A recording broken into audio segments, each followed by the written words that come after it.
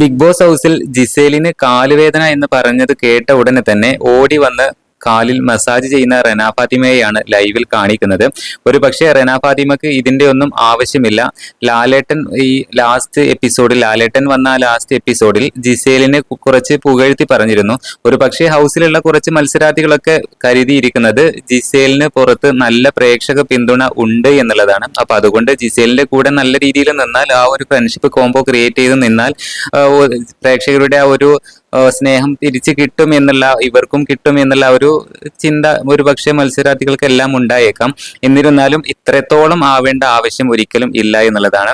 റെന ഫാത്തിമക്ക് ഒറ്റക്ക് നിന്ന് ഗെയിം കളിക്കുകയാണെങ്കിൽ നല്ല രീതിയിൽ കണ്ടന്റ് ഒക്കെ ക്രിയേറ്റ് ചെയ്ത് നല്ല രീതിയിൽ മുമ്പോട്ട് പോകാൻ കഴിവുള്ള ഒരു മത്സരാർത്ഥി തന്നെയാണ് റെന ഫാത്തിമ.